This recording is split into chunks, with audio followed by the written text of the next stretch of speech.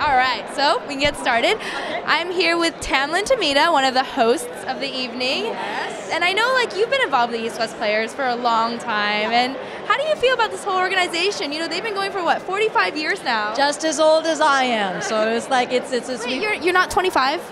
You're not even 25, huh? Oh my God. She could be my daughter, ladies and gentlemen. But it's really important because East West Players being the longest and the oldest Asian American theater institution in the country, it preserves our story and it nurtures young artists to tell their story. So it's like we were talking about earlier.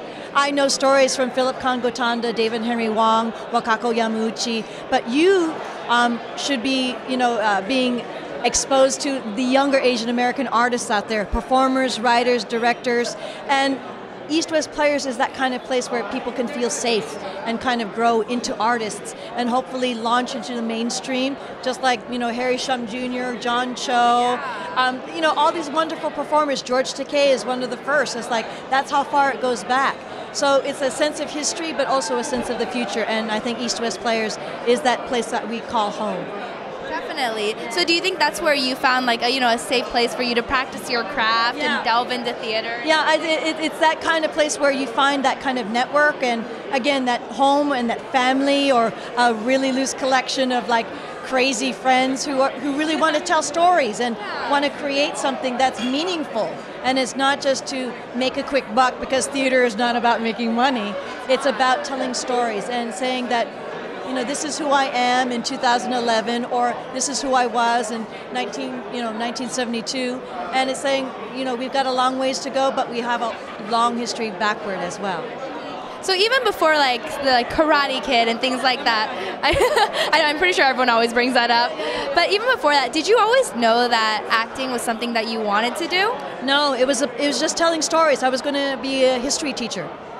Yeah, so that kind of research that requires, in studying history and telling those stories requires that research and going back and finding out why would somebody do this, or why would a country do that, or why would this family treat each other that way? You got to go back and find out, their histories and those stories. And acting, being in a play, being in a film, being in a TV project, that's something that's alive in telling that story. So that's where I originally was. But, East West gave me that exposure to oh my God, these are stories that are alive. They're just not in pages of a book. Yeah, so you were a history major at UCLA and everything? That's right. That's crazy. So what did your parents say when you were like, hey, I'm going to be in a movie? Well, because it was Karate Kid 2, and because my heritage being Okinawan, and that movie took place in Okinawa, my mom was really super excited.